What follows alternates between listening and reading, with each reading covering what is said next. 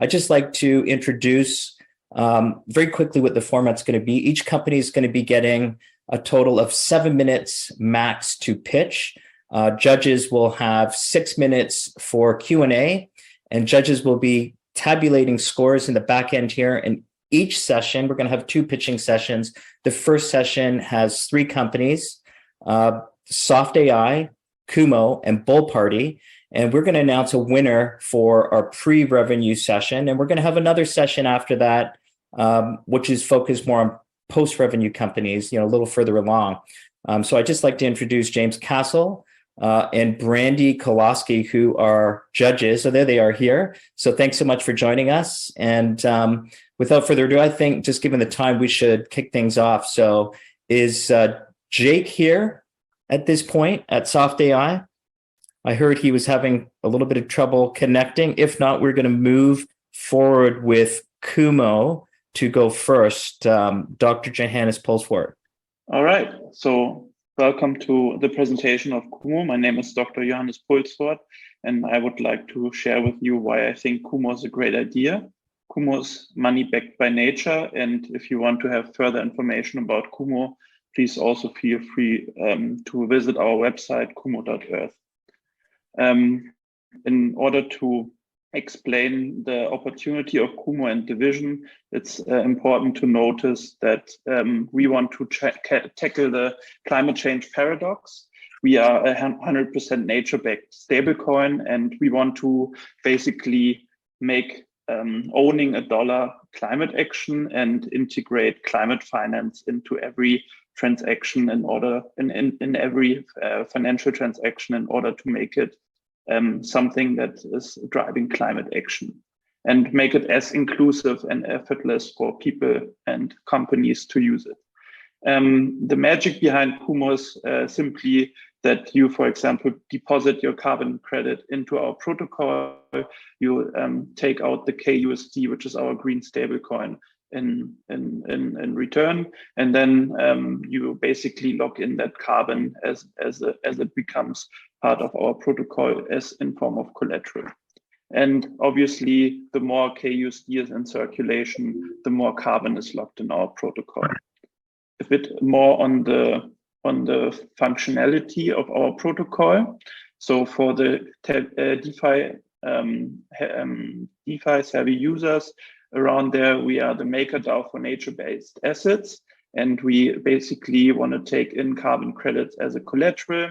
You borrow KUSD against the collateral. You can always redeem it at face value for the underlying collateral, and you can withdraw it at any time. This works 24/7 and gives you 3 key functionalities which didn't exist before for carbon, which is to earn yield on your carbon, leverage your nature-based asset position, or hedge your nature-based asset position.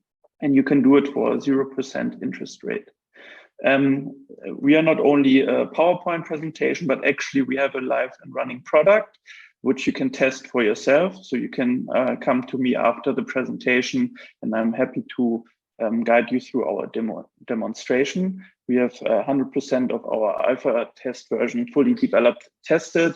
We have several pilot customers, and we also have more than 60 people signed up for the alpha testing. We have received already grants from the likes like Toucan, Polygon, Gitcoin, household names in the refi industry, which is regenerative finance. And we also already secured liquidity of $1 million from liquidity providers. In terms of the market overall, you can see that there's a rapid increase in how much capital is actually being tied up in carbon certificates. And we are also in talks with Chainlink, which is another very big name, in order to create a carbon price feed model. And this carbon price feed model will be for on and off chain markets and will be a substantial puzzle piece in the overall way of combating climate change. And we even got a quote from Chainlink from Charlie Moore saying, if we get this right about the carbon markets, KUMO will be a game changer and we can address the on-chain carbon market. Maybe for a side note, it takes around 6.1 years in terms of vintage for a carbon credit to start being created and actually being retired. And we want to give that time frame financial utility. And obviously, we start with the carbon market as the most mature market in terms of natural assets. But yeah, I think in the future, we also see renewable energy credits, for example, coming in. We focus on 4 key customers: project developers, impact investors, and corporate purchasers, and carbon traders. And for the sake of time, I'm happy to go through those in more detail after the presentation and Q&A. In order to explain our model, we are based on transaction volume, so it's pretty straightforward, and I will not lose more time on it, but it's easy to borrow and redeem your carbon in our protocol. This is the team behind the story so far. We are 8 people dedicated to the cause of KUMO and making every transaction a climate transaction. Robin Clemens is the founder of KUMO. He has a very technical background. I have a PhD in the topic of blockchain technology and tokenization for enabling sustainable supply chains. And Martin, as a third founder, is our DeFi expert and really the expert when we want to talk about stability pools and what it means to create these new stablecoin, which is based on carbon credits. Our ask is that we want to raise 2.2 million in terms of pre-seed funding and deploy that for an 18-month runway. And we do it with a convertible note and a token warrant side letter. And with that, I have 1 minute remaining and would like to thank you for your attention. And please let me know if I should go into more detail in any of the things that I've shared with you. Thank you very much and looking forward to connecting with you. All right, nice presentation and thank you. A couple of questions I have for you are based on, you identified your technology as being a game changer. First of all, I would like to know how it's a game changer. And you did mention about unchained carbon markets. Can you please describe a little bit in more detail about what the unchained carbon market is about to yourself, and what is the greatest achievement that you've had in becoming a game changer? Please. Thank you very much for your question, James, and thanks for your nice comment in the beginning about the presentation. So really highly appreciate it. In terms of your question, I would like to highlight that we aim to become the stablecoin in the future that is 100% backed by nature. So that's one of the key aspects about KUMO. So we are on the one hand green stablecoin, green because we are totally backed by, for example, carbon credits. And the second one, we are also a borrowing protocol where you can come in with your tokenized carbon and bring it in as collateral and borrow the KUSD. And that goes a bit into the direction where we think we are a game changer, because we give carbon carbon credits a new functionality in terms of what you can do with it on a financially speaking.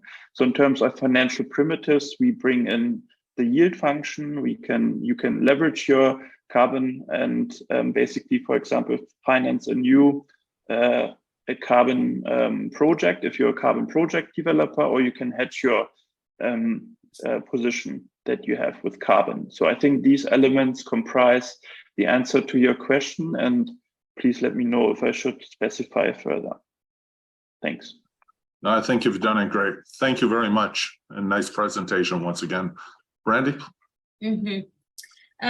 What is your exit? What are you having in mind? Or you want to keep this going? So we started, or we had this idea in the end of 21. So we've been working on this for a bit over a year now, and we don't have necessarily an exit scenario for the short term, because we would like to build this into the future. And if you could specify the question, is it the exit of the team itself or of the KUMO idea, or what do you mean by exit precisely, Brandi? Sorry if I have to re-ask. You could acquire other companies to layer onto this that would make it more robust, such as a digital banking model on top of it. So exit, I mean, acquiring, merging, any type of that. What is your long-term play there? Right. So in terms of the long-term play, we would like to think about KUMO as the money for the planet or money backed by nature. So in the future, there will be tokenized asset from Mother Nature that will be somehow tokenized, and we want to give that all this tokenized natural asset a financial utility.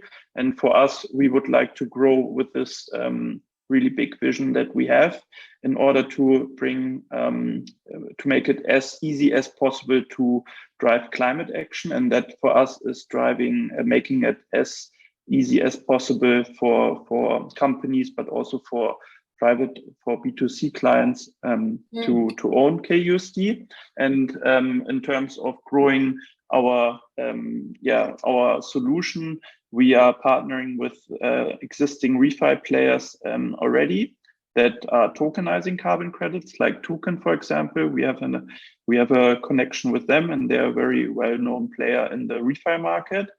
And we would also want to go in the regulated market, so really also looking at the regulated financial space, and we see that as an imperative in order to have also the regulatory let's say safety. And we are a German company, a German startup, and we are looking at the MiCA regulation, which will come in the European Union probably by the end of next year, which is going to be passed in the parliament for vote next month. And then we can also think about, like what your question was, maybe going towards talking to the regulated financial industry, so banks, pension funds, sovereign wealth funds, and so on, and how they could mix in KUSD as some form of a hedge that they can do for their normal positions, and also get exposure to, let's say, becoming more ESG compliant with their investment that they do. So it's almost acting like you said B2C, almost like a white label as well. If someone wanted to create a carbon or a credit towards a tree or a forest, etc. Correct? Is that what you're trying? Yeah, that's one way of how we can also grow. So we don't necessarily need to be the front end, but our solution is basically a machinery to transform how you think about the basic equation about climate change, which is typically associated with cost and something negative in terms of your balance sheet. And we want to make that actually turn it around and make doing good for the planet actually something that is financially viable. And that's one of the key aspects that we would like to tackle. And the second one is actually also the scalable business model that we have. So we don't only do carbon credits, but anything that is actually backed by nature. So it could be renewable energy certificates in this future. And this market, as you can see here, of carbon and renewable energy will be around $160 billion by 2030. It could be even higher, because the problem of climate change, actually, as we saw with the STIX report of the IPCC yesterday and today, it will only increase. So the pressure on this number will be higher. So we anticipate the problem to become bigger, and therefore the need for KUMO also to become bigger. So unfortunately, the worse the problem, the better for us. So we actually don't want to be the better solution, but we see it as an imperative. Thank you very much for having me, and grüezi from Switzerland. Yes, we are also here in a different time zone, little different weather to you guys. Thanks for the opportunity to pitch here with you, and let me present and represent Bull Party, what we do and who we are. First, let's start with the problem. More and more people are taking their financial future in their own hands, which is a good thing. It's even called generation investor. The reason for it, well, there are various reasons. I mean, probably the biggest reason are failing pension systems. The thing is that we have identified a vicious cycle, meaning most of the traders, let's say private investors, they are losing money. They're losing money because of missing knowledge, and and it's a jungle out there. So there is no real forecast that you can trust. By the way, also the generation investor has one sentiment of mistrust towards institutions when it comes to investing.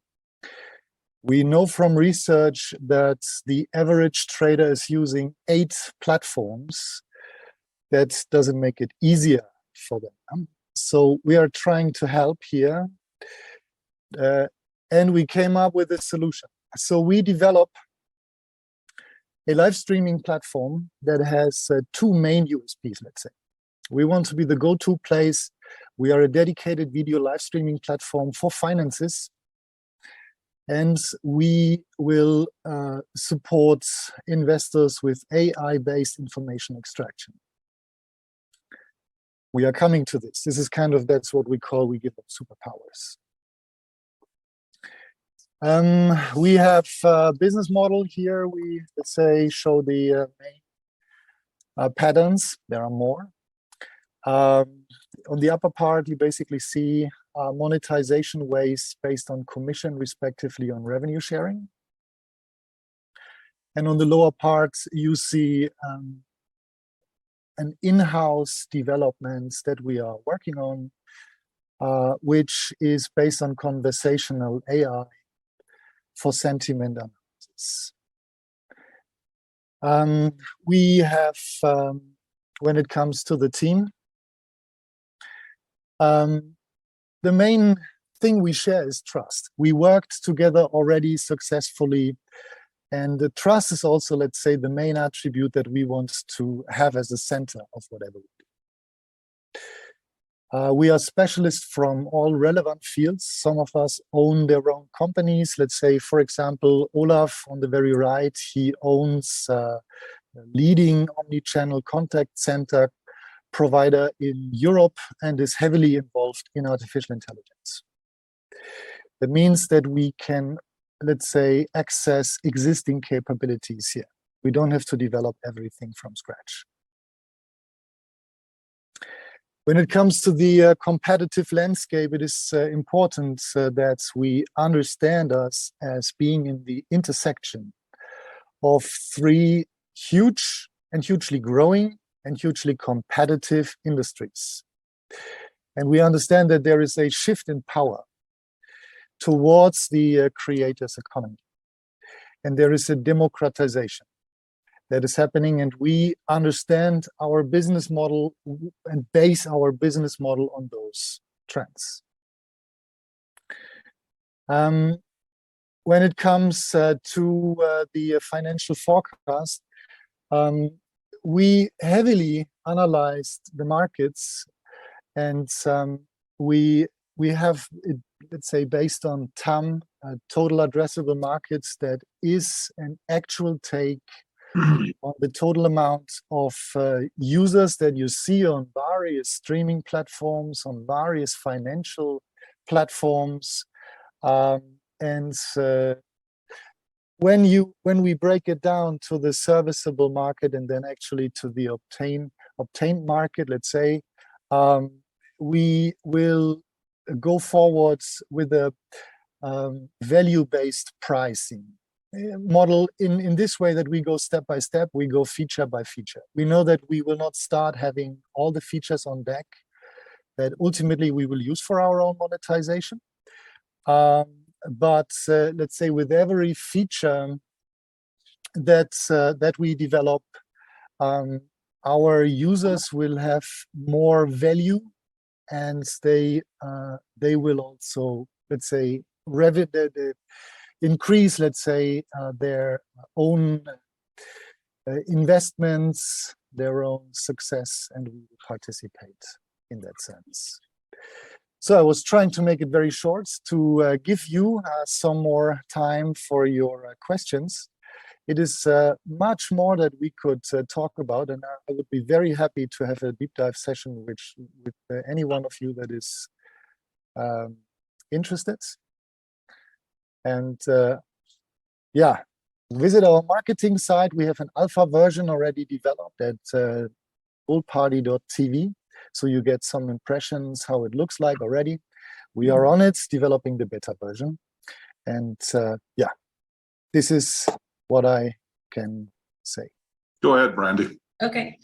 Your dev team, your tech, it's all proprietary in-house. You're not using any other sandboxes or are using any APIs? How's that going? Yeah, we will most likely also use low code or no code when it comes to some functions. But let's say the main functions we will or have it already developed in-house. Let's say not us, but the companies of the founders, and we're going to bring it all together. So the main components will be developed in-house. We have a laser focus on security when it comes to this. So I hope that additional information helps you. All right, Phil. Again, good job. And you've covered off a couple of things. I'm going to really dive at you with a little bit about data security. Because your content is so data heavy, you've mentioned that security is of highest priority. What have you done to work with the GDPR in order to looking at regulating any type of potential attacks that may result in ransomware or zero-day attacks? Question one. And the second is that have you thought about when storing client data, which you would be with this kind of information, what kind of certification you will require in place in order to regulate European policy in developing that as you advance your company through the starting gates? Because you're going to be facing all of this right out of the main gates based on your presentation. I just want to make sure that you're aware of that kind of workload outside of the market that you're actually hitting. What an amazing question. Thank you very much. I could talk forever about this. A little bit about my background. I'm product manager in Swisscom, and I'm responsible for services in exactly that fields. Services that we also provide to banks. We have Thomas Hediger on board, who is one of the first who actually built up in Switzerland the SGS. That is the lead auditor, or the lead auditing company in Switzerland. So it is important for us to comply to the GDPR and the Swiss law, which is not the same as GDPR. We are, if you know, we are not exactly Europe here. What we will aim to achieve early is ISAE 3402 and ISO 9001, let's say, and 27000. These are all things that Thomas Hediger is on. As soon as it is possible to audit our platform. And that means that we have to first reach a stage that is better, or ideally MVP. This is our daily business. For Thomas Hediger, it's his daily business for 25 years. We know the ways to be compliant. The data will be stored in it cannot be stored in Switzerland necessarily. It will be, we will use the cloud service provider. Most likely we develop on a Google Cloud platform. We already have discussed with the colleagues from Google as well as with the colleagues from AWS what measurements can be taken. I hope that answers your question. It does, but I'm actually going to follow up with a question that Brandi said in the last presentation. What's your exit strategy beyond this? Well, I know exit is an important topic, as you also, Johannes. By the way, amazing presentation, Johannes. I love your product. We focus on our situation right now. So we focus on achieving our milestones. I personally don't have an exit strategy. Some of our co-founders have an exit strategy. It would be amazing to have a deep dive with you because that is a not so easy to explain answer. That's great. Thank you, Phil. I appreciate that. Thank you very much. Welcome to SoftAI, stocks, options, futures trading, activated intelligence at the scale of artificial intelligence with a realm of quantum in the future. This is what we're looking at, the AI market. Since 2011, I've been envisioning being in the AI space, building analytics with a core team of technologists and capital market veterans. To say that AI is an exponential growth curve is to underemphasize the importance of AI in our lives at all levels, at any interval going forward. Our team is made up of capital market specialists and technology experts that have been working with me since 2020 to craft what we believe to be one of the more potent financial market intelligence enterprise visions in the world. I am honored to work with these soldiers and gents and ladies, and I look forward to sharing the soft vision with them and you in years to come.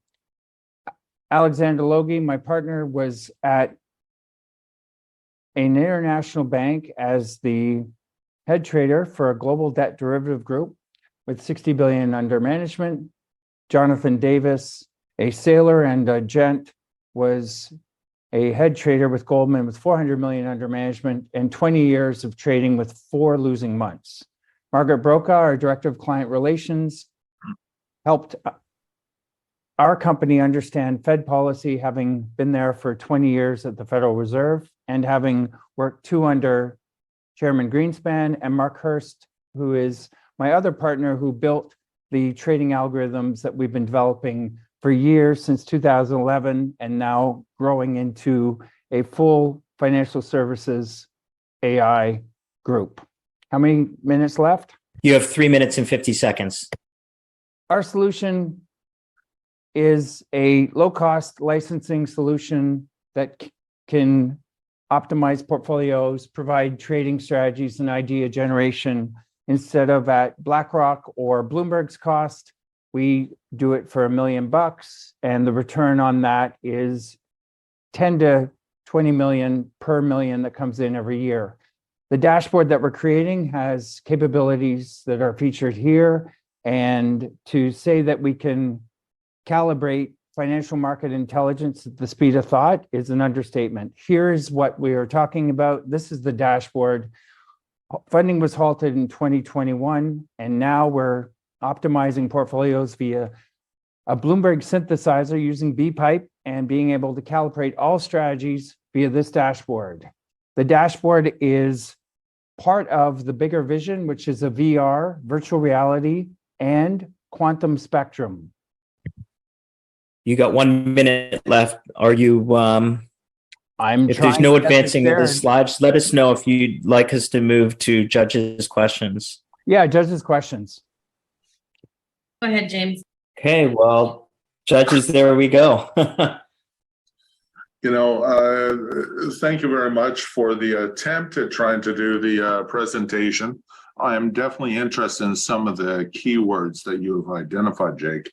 One of them I would actually in 2 areas would like to identify. One, you identified the far advancement of artificial intelligence. Currently in the world today, artificial intelligence is still 25 years away from creating insentient technology. However, as we identify with machine learning and machine input, we're looking for generated incomes. How will that affect your system as you advance your new technology? The second area is in quantum spectrum. You identified this. Quantum spectrum is a revolutionary technology, and I'm very familiar with it as our organization works in quantum encryption and quantum communications. So my question is, for quantum spectrum, which is not a term that I'm actually used to, can you identify the spectrum, how it impacts your technology, and how it will revolutionize your current solutions into creating deliverables in a timely fashion, please? You had 3 questions that you want answered. Can I just answer the quantum in this? You betcha. Yep. We've been working at the idea of quantum at life at 300 qubits. If you're familiar, I'm going to speak to you. Hopefully everyone will understand. Qubit is a unit of measurement in quantum computing, as you know, and we're looking, and am I pressed for time here, or do I have a little bit more time? You have 4 minutes and 20 seconds for the rest of the judging questions. Perfect. Let's have a bit of glass of wine and enjoy the spectrum of quantum intelligence field, which we created because we understood that we could be working with life at 300 qubits. To put that in perspective, if 1 qubit is at the 2 to the power of 300, as I understand it, I'm not a quantum specialist, but the people we work with are 17 years at Cadence, etc., which is an exceptional technology group that is focused on quantum. That being said, life at 300 qubits, if you were to put all the atoms in the known universe and close your eyes and have them functioning as a traditional transistor at once, you'd be at life at 300 in the way we see it. And with that, you have 2 to the power of 300 as 1 qubit, and you have life at 300 at 10 to the power of 96 with the ability to deliver all of our financial applications via AI powered by quantum at the speed of 10 to 96. How does that factor in? Think of it as quantum as a service for everybody on Earth: node, code, and mode. And that node and that code and that mode are social media, telecommunication, integration, power plugs for everyone. And you've got VR, AI, interactive, and I've got 164 screens to share that modality with everyone and calibrate everyone's intelligence at a higher spectrum immediately via our technology. It's limitless, transcends capital. Money is a discovery. It's not a number. Because of what we're doing, we're able to calibrate everyone's dreams faster with all of their DNA into an intelligence that is driven with our partner, who is Singularity Net, Ben Gertzel, and who has really taught me the art of learning sorting information since 1989 and beyond. Does that answer your question? Yes. Brandi, before we run out of time? Yeah, just a go-to-market strategy. So at $20, I signaled that Credit Suisse was going to fall to sub 5 and then restructure amidst insolvency. And I did that for a number of the banks. I provided the trading opportunities on LinkedIn prior to the moves for free for everyone, and reached out with 28 billion in assets under management in the last 3 weeks, from 800 to 16,000 in post-impression engagement. And we will license to a fund that we're now in discussion with for 500 million. And then subsequent is permission-based users on the application known as the dashboard. I'll send it out to you. You can get started. We'll create the world from here. It's a gamification play with finite and infinite games as the core, and driving with Singularity ecosystem vision and our soft ecosystem community. Okay, thank you. Everyone did great. Yep, thank you. James, do you want to go? You can go first here, Brandi, please. Okay, got it. Across the board, I would say Bull Party and KUMO, you were able to articulate what it is you were addressing in the market to the average person. So you have to speak to a person as if they are 5 years old, and that's how investors like to first be spoken to, so that they can easily understand it. And so I believe that you guys did it to the best of your ability, even though both of those types of markets you are attacking are pretty robust and new, but you still did a very good job in that area. And then SoftAI, I believe that yours is, AI is definitely also one that is difficult to attack, but I think you went a little too deep into other areas other than where you were going with your company. I was really interested to want to hear it and want to understand what it is you were trying to accomplish, because AI obviously is very important and it's a trending topic, especially right this moment. So with that being said, on my end and on James's end, KUMO was the winner for that one, and then Bull Party was second, and SoftAI was third. Okay, fantastic. Thanks for that. So it looks like we got a winner, KUMO, as the winner for the pre-revenue session. I know we're running out of time here. We're actually 3 minutes late to kick off the next session, but Nathan, could you just bring Dr. Johannes Pulsfort up for just a second on screen? There you go. So congratulations to KUMO. We're going to be in touch with you after today's event. We have a 1 year in kind partnership with NCFA where we're going to help you try to advance and develop your business, and maybe some partner prizes, but really nothing wrong with those bragging rights either. We'll have a digital certificate indicating that you have one here today. So